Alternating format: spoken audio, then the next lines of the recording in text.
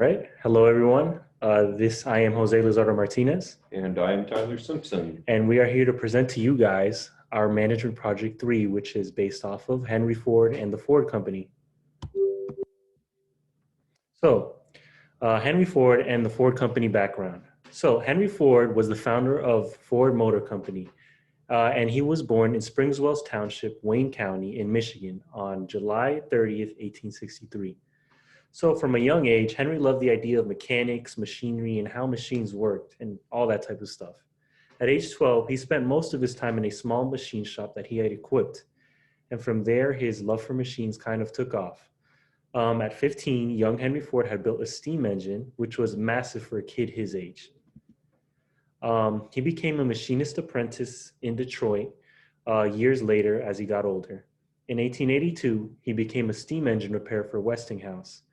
And in 1891, he was employed as an engineer at the Edison Illuminating Company of Detroit, which was owned by Thomas Edison. And Thomas Edison had taken Henry Ford under his own wing. So that was a big help for Henry Ford. So Henry went on to build a small one-cylinder gasoline engine in 1893, which was the birth of the first Ford motor. Later on, this engine was modified, played around with, and was used in one of the first automobiles made by Ford.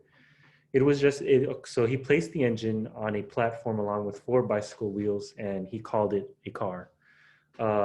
So this vehicle was known or named the quadricycle, which was completed in June 1896.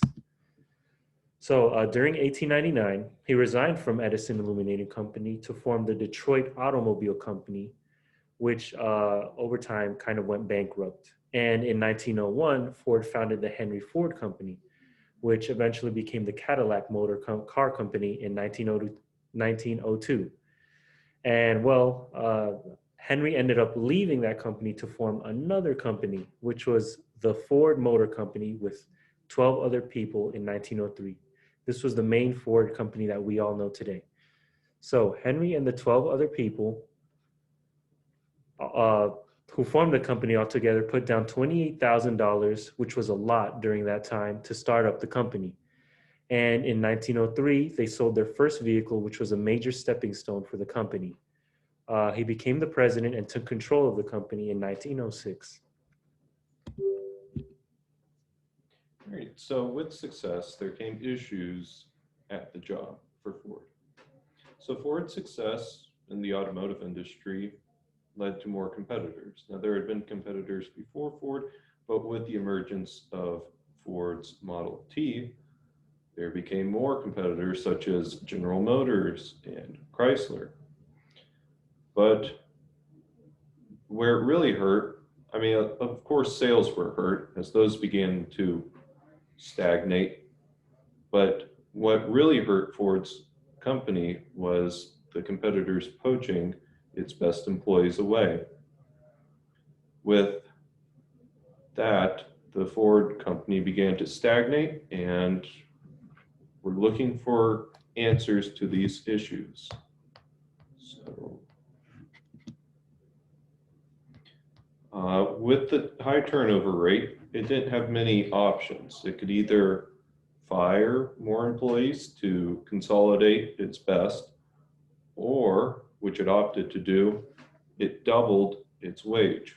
Now, there wasn't a minimum wage at the time, and so a daily earning for an employee at Ford at the time was $2.50, which doesn't seem like much now, and it wasn't much then either. But Ford made the controversial decision to double that to $5. With that, employees went home happier with what they earned, and thus it most likely kept the better employees in-house and forced the competitors to make a very difficult decision. However, at the time, the decision itself of doubling the wage was not without questions, as it seemed it was overly philanthropic to certain people and unbusinesslike. Now, as mentioned, with the doubling of the wage, it solved the problem, as it did receive pushback from most of the business world, but Ford's Motor Company began to prosper even more. It was able to retain its best workers, and not only that, but it was able to become the hunter and take from its competitors as well, thus crippling them.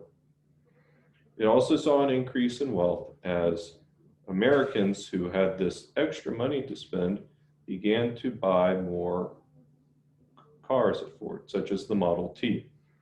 And it created a more loyal workforce as well in that sort of an environment, because they felt as employees that the company was investing in them, and that it's kind of like a debt that they owed to Ford. And so they worked hard for their money, because they knew it was a competitive atmosphere that, you know, not everywhere that I go am I going to earn $5 for the work that I put in. And thus it created a better culture at Ford. So what can we take away from what Ford did? Well, sometimes the same old way isn't the best option. Now, before, there were a lot of monopolies at this time, and it was mostly a very capitalist-driven society of the top 1% earning everything and just paying the workers bare minimum to get by. But as we see with Ford, that wasn't the case. He got happy workers that put in more work and thus increased his profits, which was against what the day and age was about. And yeah, I would like to add on to what he said. So I also have two more things that we can also learn. So when it comes to making critical decisions, we must remember that our decisions not only affect us as individuals, but they also affect the people around us. So when Henry decided to raise wages to $5, he was thinking of his employees and the company as a whole. He chose to raise wages because he had felt that it was the best thing to do for the company at the time. With his decision, a great number of positive things occurred within the company. As people, we also need to realize that risk is not always a bad thing. We need to take risks in order to experience personal growth and learning habits. We cannot grow as individuals if we stay in our own comfort zones, which is a really bad idea. Henry took a risk that affected his companies and workers greatly in the long run. There are times when taking risks does not work out well for us, but when they do work out, the reward is really good. And yeah, there's our references, and we hope to see all your comments. Thank you for watching. Thank you for watching. Take care.